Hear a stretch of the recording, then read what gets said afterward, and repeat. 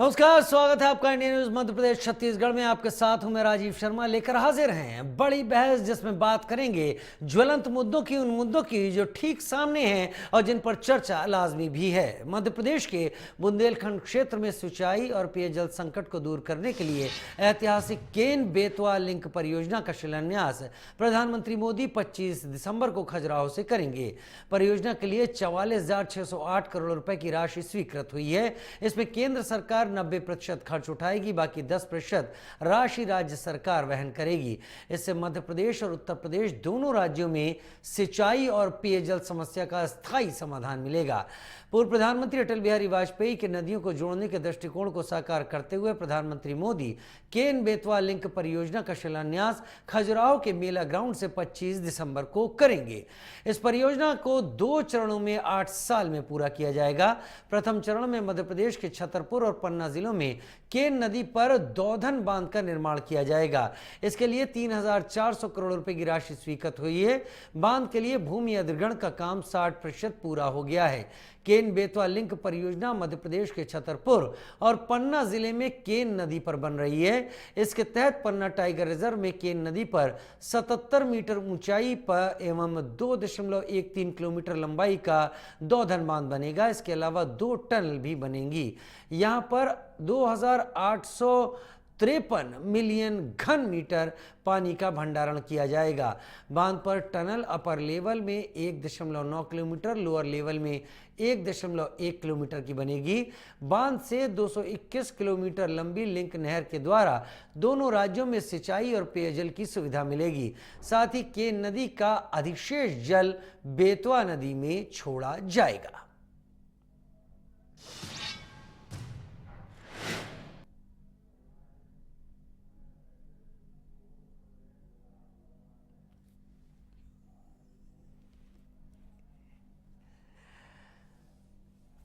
तो जो जानकारी हम आपको अभी तक लगातार दे रहे थे, ग्राफिक्स के जरिए आप उस जानकारी को एक बार फिर अपने सामने देखिए। पहाड़ के अंदर 1.1 किलोमीटर टनल बनेगी। पन्ना टाइगर रिजर्व में केन नदी पर 77 मीटर ऊंचाई और 2.13 किलोमीटर लंबा दौधन बांध बनेगा।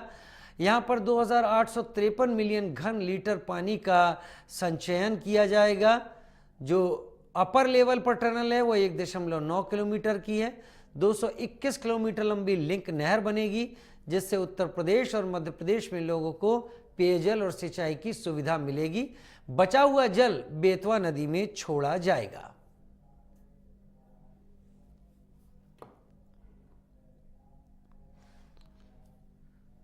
खास मेहमान हमारे साथ इस पर चर्चा करने के लिए जुड़ रहे हैं। ब्रजराज सिंह जी हमारे साथ जुड़ रहे हैं, प्रवक्ता बीजेपी, और धर्मेंद्र शर्मा कांग्रेस प्रवक्ता हमारे साथ जुड़ रहे हैं। ब्रजराज सिंह जी, नदियों को जोड़ने की योजना बहुत पहले से चर्चा में रही है, और अगर ये पूरे देश में संभव हो पाता तो आज कुछ एक राज्य बाढ़ की मार न झेल रहे होते। लेकिन अब प्रधानमंत्री नरेंद्र मोदी इसका उद्घाटन करने वाले हैं, केन बेतवा इस प्रोजेक्ट का। तो ये कितना फायदेमंद मध्य प्रदेश के लिए आज होने वाला है, उत्तर प्रदेश के लिए होने वाला है, और साथ ही आगे आने वाले दिनों में जब ये बनकर तैयार होएगा, कितना फायदा? जी नमस्कार। देखिए राजीव जी, पूर्व प्रधानमंत्री भारत रत्न अटल बिहारी वाजपेयी जी का एक वक्तव्य था और स्पष्ट सोच थी कि कोई भी देश तब विकसित हो सकता है जब वो उपलब्ध जो उनके रिसोर्सेज हैं उसका बेहतर उपयोग कर सके। उसी विचार से उनका ये विचार था कि जो हमारी जल राशि है वो जो बट जाती है और जो खत्म हो जाती है, जिसका उपयोग नहीं हो पाता है, उसका उपयोग करने के लिए उन्होंने ये आइडिया दिया था, एक विचार दिया था कि हम इंटरलिंकिंग करें रिवर्स की, उससे हमको बहुत फायदा होगा। कहने को तो हिमाचल प्रदेश और उत्तर प्रदेश जल राशि में दिखने में बहुत ज्यादा है हमसे, किंतु भौगोलिक दृष्टि से हमारे पास भी उतनी नदियां हैं और जल राशि में हम भी बहुत ज्यादा माला माल है, लेकिन उसका जो मैनेजमेंट है, जो उसका उपयोग है, वो प्रॉपर नहीं होने की वजह से ये समस्या आ रही थी। अभी अभी हमने 7 दिन पहले इस पूरे विषय पर 7 दिन पहले ही एक और संधि हुई है, पीकेसी, जो कि पार्वती काली सिंध और चंबल लिंक में हुई है। उससे श्योपुर और आगार के क्षेत्र में बहुत बड़ा आमूलचाल परिवर्तन आएगा। हम्म। कल जो पार्वती केन केन बेतवा है, उससे 10 जिले मध्य प्रदेश के, 4 जिले उत्तर प्रदेश के और करीबन करीबन 1900 गांव में बहुत बड़ा इंपैक्ट आने वाला है, अमूलचाल इंपैक्ट आने वाला है। पानी से सिर्फ कृषि ही नहीं, अनेक अन्य उद्योग भी पनप सकते हैं। बहुत सारी चीजें, क्या होता है आपने देखी है, सभ्यताएं वहीं पनपी हैं जहां की जी। पेयजल जो है हम्म। वो अधिक मात्रा में उपलब्ध है। हम्म। तो इसके पीछे मुख्य उद्देश्य सिर्फ इतना है कि जो हमारा रिसोर्स है, जो हमारे पास अवेलेबल रिसोर्स है, जल राशि, उसका अच्छा प्रबंधन हो सके और वो जरूरतमंदों में हर जगह पहुंच सके। इसी सोच के साथ केंद्र की सरकार और मध्य प्रदेश में मोहन यादव जी की सरकार कार्य कर रही है। और ये एक बड़े पिक्चर का छोटा सा हिस्सा है, जिसके थ्रू एक बार ये शुरुआत होती है, इसके रिजल्ट अच्छे आते हैं तो इस मॉडल को और भी जगहों पे लागू किया जा सकता है। आखिरी बात इसमें कहना चाहता हूं कि ये 20-22 साल पुराना इशू था, जिसको मोहन यादव जी और भजन लाल जी ने मिलकर रिजॉल्व किया और पीकेसी का अनुबंध होकर उस पर कार्य चालू हो चुका है। केन बेतवा का उद्घाटन होने दीजिए। 8 साल का प्रोजेक्ट 8 साल में ही बनेगा। क्रियान्वयन में, भ्रष्टाचार में, इन सबको आप देख ही रहे हैं कि पिछले 10-12 सालों में जितने भी कार्य इस देश में हो रहे हैं इंफ्रास्ट्रक्चर के, वो द्रुत गति से हो रहे हैं और टाइमली पूरे किए जा रहे हैं। ठीक है। तो मैं आपके चैनल के माध्यम से कहना चाहूंगा कि ये परियोजनाएं जमीन पर उतरकर इनका लाभ लोगों तक पहुंचेगा ही पहुंचेगा। ठीक है। धर्मेंद्र शर्मा भाई मेरे साथ इस वक्त मौजूद हैं कांग्रेस प्रवक्ता के तौर पर। जैसे उन्होंने आपको सुना, आप भी सुनिएगा कि उनके इसके बारे में क्या उनके विचार हैं। धर्मेंद्र भाई, अगर विकास की बात हो तो धर्मेंद्र जी मेरे साथ हैं इस वक्त, कांग्रेस प्रवक्ता। धर्मेंद्र भाई, विकास के पैमाने अगर देखे जाएं तो ये वो चीजें हैं जो भविष्य को सुनिश्चित करती हैं। पानी की उपलब्धता बहुत सारी चीजों के लिए एक बड़े सहारे की तरह होती है। प्रधानमंत्री की इस कोशिश और मध्य प्रदेश सरकार की इस कोशिश को बतौर कांग्रेस प्रवक्ता आप किस तरीके से देखते हैं? देखिए, माननीय अटल जी ने नदी से नदी जोड़ने की योजना देश को दी थी। बाकी अच्छी योजना थी और उस योजना के तहत भारतीय जनता पार्टी की सरकारों को, तमाम सरकार को काम करना था। चलिए, देर आए दुरुस्त आए, एक अच्छी योजना की शुरुआत हो रही है। इस योजना में मैं ये नहीं कहूंगा किंतु परंतु क्या खराबी है, अच्छा है। नदी से नदी जुड़ेगी, पानी की आपूर्ति पूरी होगी और उस क्षेत्र, संभावित जो क्षेत्र है उसको इसका लाभ मिलेगा। बात बुंदेलखंड की हो रही है। बुंदेलखंड को जो राहत पैकेज मिल रहा था, उस राहत पैकेज पर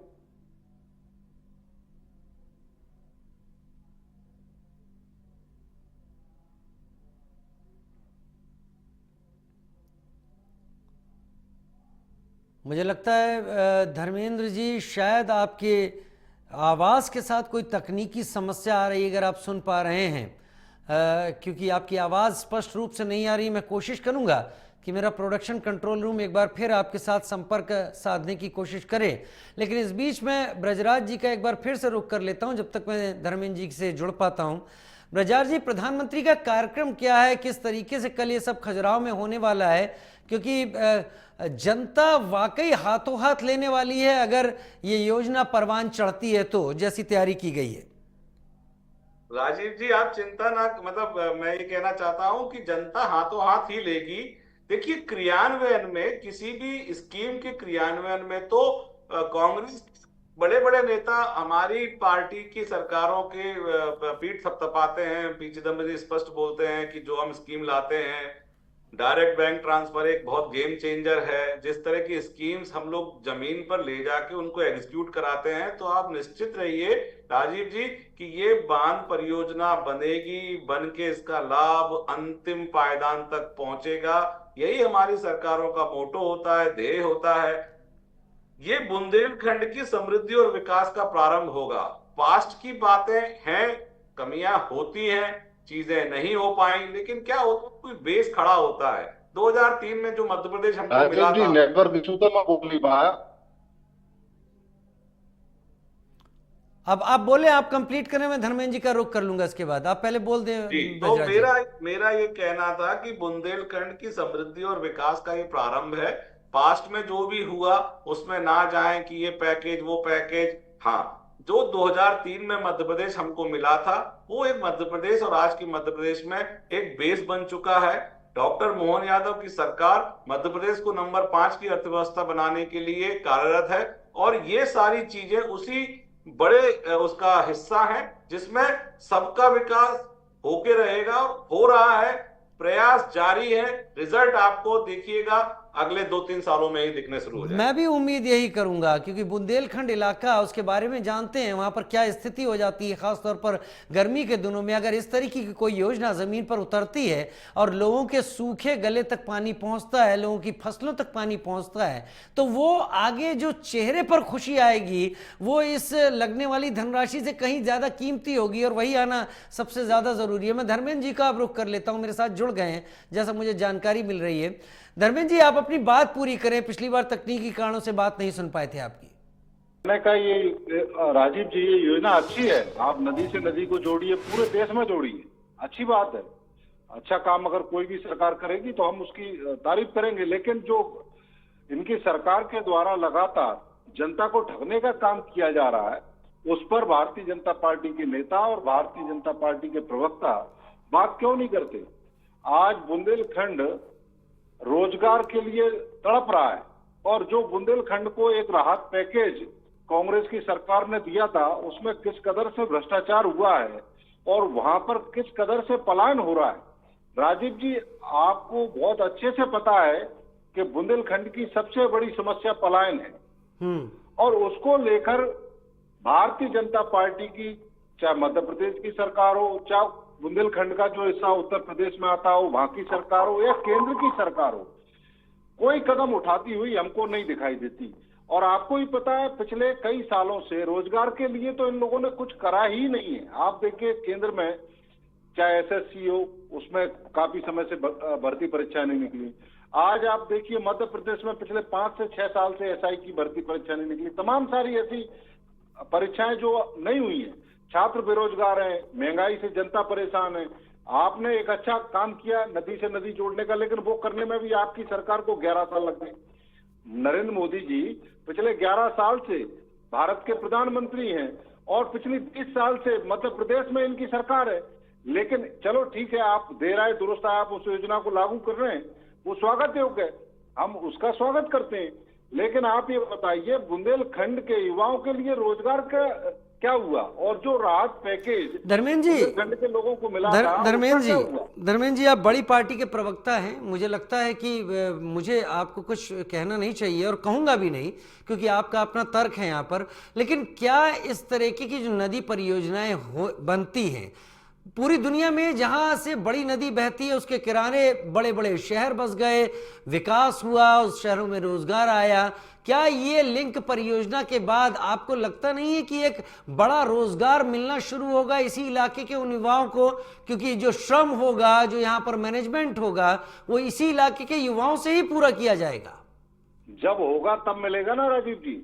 पिछले 11 साल से इनकी सरकार है केंद्र में। मेरे ख्याल से दौधन बांध के लिए जमीन अधिग्रहण भी एक प्रोसेस तो होता ही है, उसमें तो समय लगना ही है।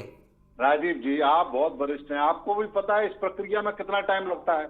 अभी ये शिलान्यास करेंगे, फिर भूमि अधिग्रहण होगा, फिर आप परियोजना लाएंगे, अच्छी बात है, मैंने पहले ही कहा हम उसका स्वागत कर रहे हैं। लेकिन आप मुझे बताइए, 11 साल से आपकी केंद्र में सरकार है, प्रदेश में 20 साल से आपकी सरकार है, आपने क्या किया बुंदेलखंड के लोगों के रोजगार के लिए? देश की जनता महंगाई से परेशान है, युवा रोजगार के लिए सड़कों पर भटक रहा है, उस ओर आपका कोई ध्यान नहीं है। लेकिन आप जो योजना लाते हैं वो केवल चूंकि ध्यान भटकाने के लिए आज आप शिलान्यास करते हैं। 5-6 साल तक जब तक ये प्रोसेस चलेगा तब तक आप पता नहीं सरकार में होंगे या नहीं होंगे। लेकिन चलिए, अच्छी बात है, आप एक अच्छी योजना लाए, इसका हम स्वागत कर रहे हैं। जो जनता के असल मुद्दे उन पर बात क्यों नहीं करते? मैं ब्रजराज जी से इसका सवाल जवाब भी पूछ लेता हूं, आपके सामने ही बीजेपी के प्रवक्ता भी बैठे हुए हैं। ब्रजराज जी, 2 सवाल उन्होंने उठाए हैं धर्मेंद्र जी ने। पहला ये कि इससे होगा क्या, रोजगार तो आप दे नहीं रहे हैं। दूसरा ये कि आपने अभी ये चीज शिलान्यास कर दिया या अभी उसकी शुरुआत कर दी, अब 5 साल बाद आप सत्ता में हो या ना हो, ब्रजराज सिंह जी एक इशारा दे रहे हैं कि सत्ता में वो आने जा रहे हैं। स्वागत रहेगा, आए तो सही, पर मेरे हिसाब से तो 15 साल और लगेंगे इनको, जिस हिसाब से चल रहे हैं। जो इनकी गतिविधियां हैं, जो इनका क्रियाकलाप है, उससे इनको अभी और 15 साल लगेंगे साहब। आप चिंता मत करिए राजीव जी, मैं यहीं बैठा हूँ, ये भी यहीं बैठे होंगे। एक रोजगार पे कहता हूं, ये शायद अपडेट नहीं रहते हैं धर्मेंद्र जी। बीना के अंदर 55,000 करोड़ का इन्वेस्टमेंट आया है। इतनी बड़ी केन बेतवा की लिंक अपने आप में एक रोजगार पैदा करेगा, जो प्रोजेक्ट चलेगा। तीसरी चीज, सागर के अंदर कॉन्क्लेव करने के बाद में जो बीना रिफाइनरी से लिंक्ड 34 नए प्रोडक्टों में जो करीबन 100 नई इंडस्ट्री आ रही है, उनका काम भी चालू हो चुका है। धर्मेंद्र जी घूम के आइए, ज्यादा दूर नहीं है ग्वालियर से। राजीव जी, होता क्या है या हो क्या रहा है, मैं इस पे एक बात जरूर कहना चाहता हूं आपको कि आपने इनको पूरा मौका दिया। इनके पास वही घिसी पिटी 10-12 बातें होती हैं। अभी तो इन्होंने क्या है कि वो मूत्र वाला नहीं कहा, रेप वाला नहीं कहा, शिवपुरी नहीं कहा, गुना नहीं कहा, नहीं तो उस पे भी आ जाते। धर्मेंद्र जी समझदार हैं, थोड़े उसी पे रहे कि रोजगार पे। राजीव जी, आ रहा हूं धर्मेंद्र जी, सुन लीजिए पहले उन्हें, आ रहा हूं। राजीव जी, एक छोटी सी बात बताइए कि पिछले 11 सालों में क्या आपने इंफ्रास्ट्रक्चर पर अमूल चाल परिवर्तन देखा कि नहीं देखा? निम्न निवेदन करके पूछ रहा हूं आपसे। नहीं, आप नहीं, मुझे पार्टी ना बनाए, आप अपनी बात रखें। जनता बहुत बहुत समझदार है। ऐसा बाहर देखिए, पूछ रहा हूं और मैं धर्मेंद्र जी को एग्जाम्पल देता हूं कि फीता भी ग्वालियर के एयरपोर्ट का हमने काटा था और बना के चालू भी हमने कर दिया। रेलवे स्टेशन ग्वालियर का हमने फीता काटा है और अगले 2 साल में बना के चालू भी कर देंगे, तब तक तो हमारी सरकार रहेगी। ऐसे में 150 प्रोजेक्ट राजीव जी गिना सकता हूं। किंतु क्या होता है, वो सावन के अंधे को हरा हरा दिखता है, तो इनको विरोध में सब कुछ बुरा ही बुरा दिखता है। अगर ये थोड़ा सा ओपन माइंड होके देखें, देश में इंफ्रास्ट्रक्चर में अमूल चाल परिवर्तन आया है। कई प्रोजेक्ट हैं तो चालू करके हमने खत्म भी कर दिए। संसद जिसमें बैठ के इनके सांसद जन राहुल गांधी जी इतनी बातें करते हैं, वो हमने बनाना शुरू किया था और हमने बना के चालू भी कर दिया। राजीव जी, विषय वस्तु ये नहीं है। ये चाहते हैं कि यूं चुटकी दबाओ और सब कुछ हो जाए। तो मैं वही सवाल पूछता हूं, 55-60 साल तक आपने शर्मा जी, ठीक है शर्मा जी, अब देखिए 55-60 साल का हिसाब भी आपसे मांग लिया गया, लेकिन आपके पास तर्क कम है धर्मेंद्र जी। जितना काम किया उसको हमने 11 साल में कर दिया। धर्मेंद्र जी, राजीव जी, मैंने बड़े धैर्य पूर्वक इनको वो सुनेंगे, वो भी सुनेंगे। अब मैं इनसे एक चीज पूछना चाहता हूँ। आप कहते हैं 55-60 साल में क्या हुआ? 55-60 साल में इस देश में सुई नहीं बनती थी। भाकड़ नागल डैम से लेके नवरत्नों की स्थापना कांग्रेस की सरकारों ने की। IIMs हो या IIT हो या तमाम सारे एयरपोर्ट्स, तमाम सारे रोड्स, तमाम सारे डेवलपमेंट कांग्रेस की सरकारों ने किए। और वही चाहे रेलवे हो, ये सब आज जो कांग्रेस की सरकारों ने डेवलपमेंट किए, आप वही तो बेच रहे हैं। अगर 55-60 सालों में कांग्रेस की सरकार ने डेवलपमेंट नहीं किए होते तो आप बेचते क्या? दूसरी बात सुनिए, दूसरी बात, जितनी भी सरकारें इस देश में रही, चाहे कांग्रेस की रही हो, बीजेपी की समर्थित रही हो, उन सब ने देश के विकास के लिए काम किया और सब सरकारों का काम है जी। मैं इससे सहमत हूं, मैं किसी सरकार से श्रेय नहीं छीनूंगा। सुन तो लीजिए, निरंतर प्रयास करें और काम करें, क्योंकि जनता ने आपको चुना है उनकी बेहतरी के लिए। आप उनको बेहतर से बेहतर सुविधाएं देंगे। आपने वादा किया हम सालाना 2 करोड़ युवाओं को रोजगार देंगे। 11 साल हो गए, 11 साल में क्या आपने 22 करोड़ युवाओं को रोजगार दे दिया? नहीं दे पाए। आप महंगाई कम नहीं कर पाए। अब मैं आता हूं इनके, अभी इन्होंने कहा कि अभी इन्वेस्टर समिट हुआ था सतना में, बुंदेलखंड के लोगों को रीवा में इन्होंने कहा हमने इतना बड़ा इन्वेस्टर समिट किया, बड़ा रोजगार देने की बातें की। आप बताइए 6 लाख करोड़ के MOU साइन हुए थे, क्या हुआ? धरातल पर एक भी उतरा क्या अभी तक? सतना में जो आपने इन्वेस्टर समिट की थी, एक भी धरातल पर उतरा क्या? ब्रजराज जी बोलिए, पर बैठकर आंकड़ेबाजी बोलिए ब्रजराज जी, आंकड़ेबाजी है। राजीव जी, मैं क्या है ना कि कुतर्कों को कब तक झेलूं, इसलिए थोड़ा हाथ खड़ा कर रहा था। मुझे आपसे, आप पार्टी बनेंगे नहीं, आप पार्टी बनेंगे नहीं। मैं धर्मेंद्र जी से पूछता हूं कि जब एम्स और भाखड़ा नंगल बांध बना था तब देश की आबादी 35-40 करोड़ थी। निरंतर प्रक्रिया है, आबादी हर सरकारों में बढ़ती जाती है, हर सरकारें देश की बेहतरी के लिए काम करती है। पीछे छोड़ दिया। आपने बता दिए आपकी सरकार ने पिछले 11 साल में देश के युवाओं के रोजगार के लिए, महंगाई को कम करने के लिए या देश के मूलभूत इंफ्रास्ट्रक्चर को बढ़ाने के लिए कौन सा कदम उठाया सिवाय देश की संपत्ति को बेचने के अलावा? राजीव जी, सागर के अंदर काम चालू हो चुका है इंफ्रास्ट्रक्चर का, उसकी बीना रिफाइनरी के रिनोवेशन का, उसमें 34 नए प्रोडक्ट आ रहे हैं, उसके आसपास इतना काम तेज चल रहा है कि धर्मेंद्र जी जाके देख आए। अब मैं वही फिर से कह रहा हूं, मैं आपकी बात से पूर्णतः सहमत हूं, लेकिन मेरा वो सवाल आप राजीव जी से पूछिए कि जब आपने एम्स कितने बनाए थे, आज कितने एम्स हैं, और हमने 11 साल में बनाए, आपने 55 साल में कितने बनाए, एक वो कर लेते हैं, अनुपात कर लेते हैं। कितनी आईआईटीज आपने बनाई, कितनी हमने खड़ी कर दी, कितने मेडिकल कॉलेज आप हमको देके गए थे। मध्य प्रदेश इस बात का गवाह है कि कितने मेडिकल कॉलेज आपने दिए थे, आज कितने मेडिकल कॉलेज चल रहे हैं। धर्मेंद्र जी, मेरा आपसे नम्र निवेदन है, राजीव जी आपके माध्यम से मैं कहना चाहता हूं, आप हमारी उचित गलतियों को बताइए, हम सर झुका के सुनेंगे। एकदम सही। लेकिन धर्मेंद्र जी ये बार बार करते हैं। धर्मेंद्र जी ये कहना गलत नहीं है कि उचित गलतियों को तो बताइए, लेकिन धर्मेंद्र जी एक बात बताइए, क्या राज्य सरकार केंद्र के साथ मिलकर अगर इस परियोजना की शुरुआत कर रही है, अगर आज से कुछ महीनों बाद करती तो आप कहते इतनी देरी कर दी, जरूर से तर्क उठते और उस पर कोई इनकार भी नहीं करता। कर रही है ये सरकार, उतार रही है सरकार, तो श्रेय भी इस सरकार के खाते में तो जाएगा ही, जैसे आप पिछली सरकारों को शुरुआत का श्रेय दे रहे हैं। राजीव जी, मैंने शुरुआत में ही डिबेट की शुरुआत में आपके माध्यम से स्वागत किया, अच्छी योजना है, देर आए दुरुस्त आए, और मैंने सबसे पहले यही बात कही कि अच्छी योजना है और अच्छी बात है इन्होंने लागू की है।